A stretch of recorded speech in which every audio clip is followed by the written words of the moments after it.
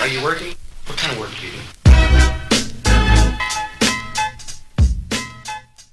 When I made a choice to start singing, it was because of something that my father had told me, which was, there's no rapper out there that sings and raps and does it well, does both things well. And he's like, in order to be successful, you're gonna need something other than just what everyone else is doing.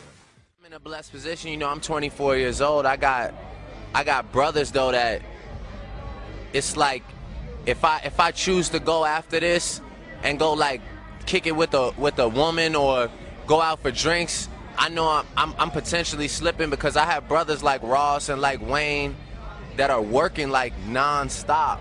So I think we all just push each other harder, like, but for me, being like being a kid from Canada coming into this whole thing, being able to observe like literally like my heroes do this shit, it's like I mean, all I want to do is work. I just want to make this album as incredible as I can, and yeah, that's the best way I could put it, man. Like, I really see the hardest working people to ever do this. I see them. We speak, we sit and have moments and talk, and we're in the same session, so I really sit back and just digest it all and try and apply it to my own craft. I've always been an observant guy.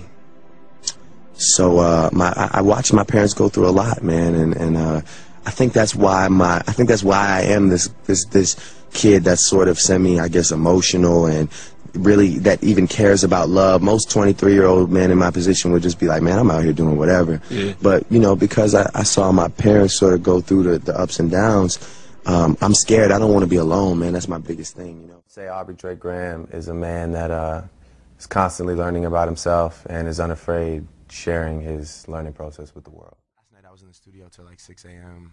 and then I slept till 12 and then came here and sound checked and didn't go back to sleep again, and so it definitely gets exhausting. I think it's more just trying to stay together up here, not let anything go too astray while you're on that stage. Right.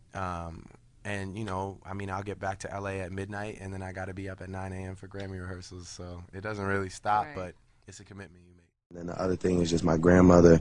I actually say in the album credits, like, I guess sometimes I feel like this is work and this is all I have to do, but sometimes you forget that there's people that really love you. And I'm going to call her tonight, actually, after this conversation, because I realize I haven't talked to her in a long time again. And I try and see her every time I go home, but it's just, I guess when you feel like people are getting older, you just think they don't really need you there. And what you don't realize is that they're sitting in a room staring at the walls, probably thinking about life and why hasn't this person called me? Because my grandmother is still very much with it. She's not completely gone to the point that she doesn't know who I am. So, yeah, those are two things, man, that really did bother me. When you get that success you be dreaming of, you fear waking up every morning thinking that some fucking bullshit ass radio host or some stupid ass blog is gonna say some dumb shit about you or one of your friends or the people you love. It starts to get to me, Sometimes I wake up and wonder if this is the right shit for me to be doing. But then take this long-ass flight and end up in a place like London and see all these motherfucking faces here.